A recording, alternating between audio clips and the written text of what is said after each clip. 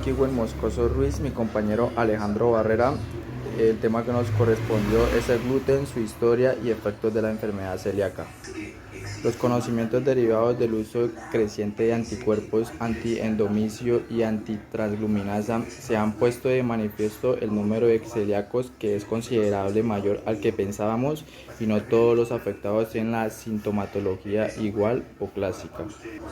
Es relevante reconocer la frecuencia de la enfermedad celíaca por el riesgo que esta enfermedad desarrolla. Puede desarrollar tipos como enfermedad de cáncer o enfermedades antiinmunes.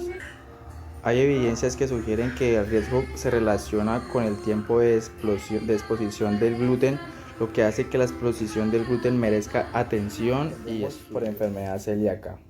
La enfermedad celíaca es un desorden autoinmune intestinal crónico con un fuerte componente genético, cuya sintomatología resulta de la ingestión de la proteína más importante del trigo, la cebada y el centeno, denominado el gluten.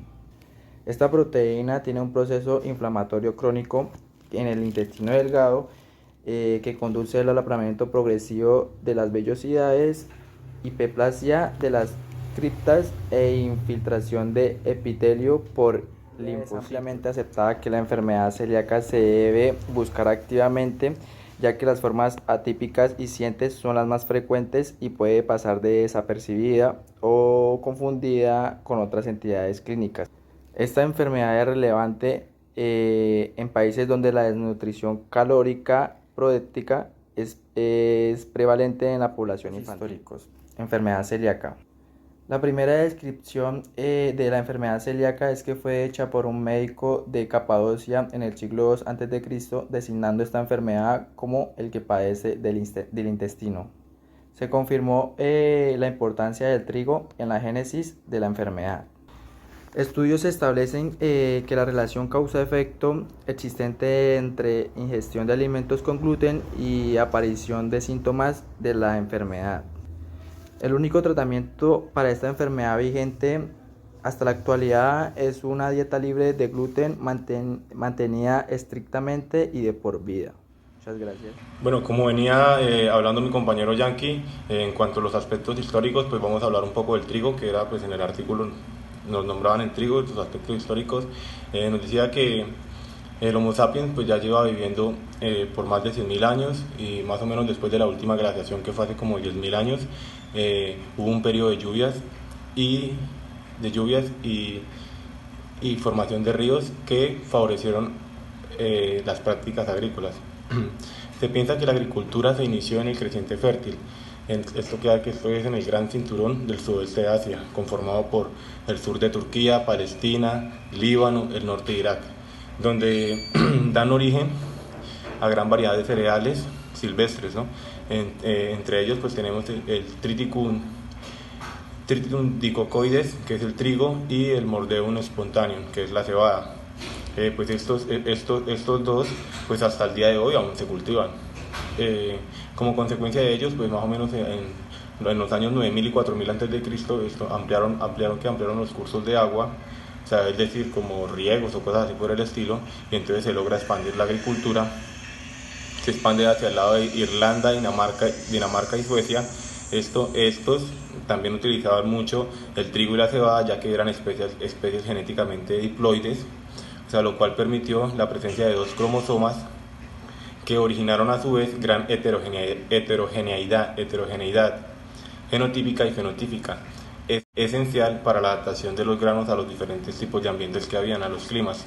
Pero hubieron poblaciones locales que fueron visitadas por otras poblaciones que gracias a sus ancestros pues poseían un halotipo diferente, el halotipo era B8.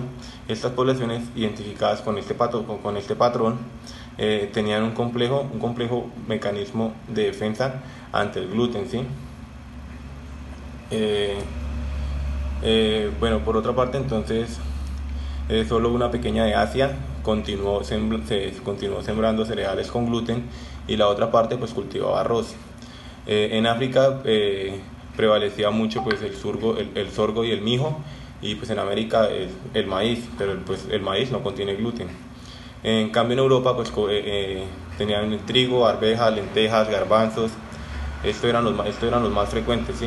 Entonces con la llegada de los europeos aquí a América, más o menos por ahí en el siglo XV, entonces inició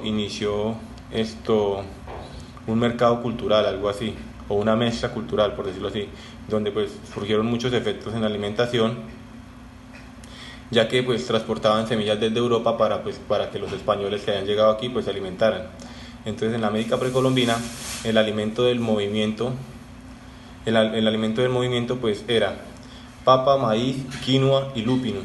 Y lúpinos, sí, esos eran como los alimentos que utilizaban nuestros ancestros aquí en América precolombina.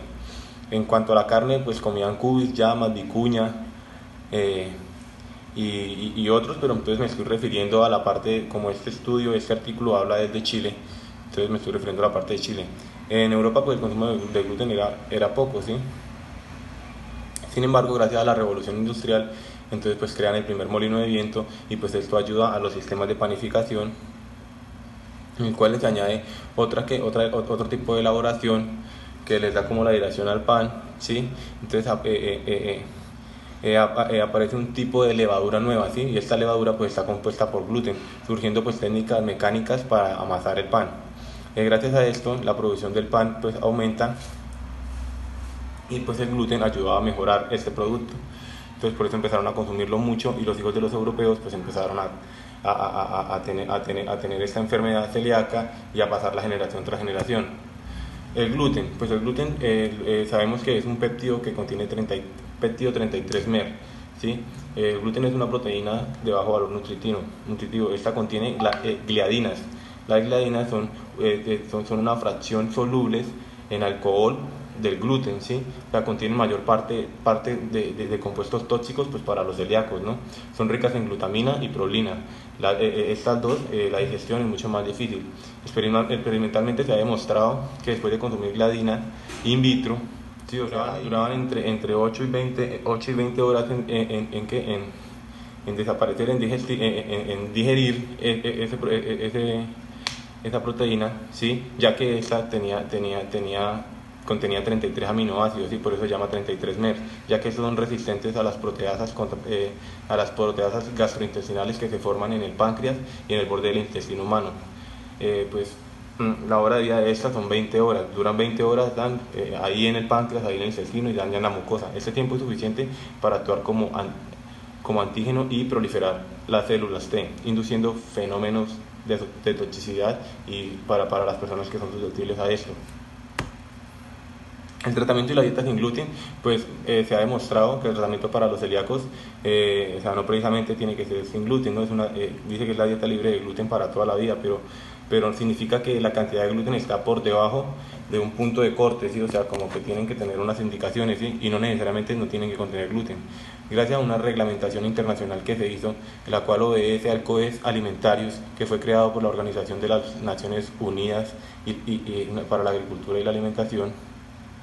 Entonces ellos pues decían que todo lo que los que cultivaran trigo, cebada, centeno y avena, todos que los que consumieran esto, la cantidad máxima es de 20 gramos, de 20 miligramos por kilogramo que consumían, o sea 20 partes por millón. En Europa pues aceptó esto, ¿sí? y empezaron a hacer o sea, todos los cultivos que tenían los empezaron a regir bajo esta norma. ¿Cuánto gluten es mucho gluten? Pues la cantidad mínima así que se utiliza día a día es de 10 a 20 miligramos por kilo de gluten, para que pues no dañe la mucosa intestinal y pues no le haga daño a los que tienen esta enfermedad, la enfermedad celíaca. Y pues ya, profe, eso fue todo.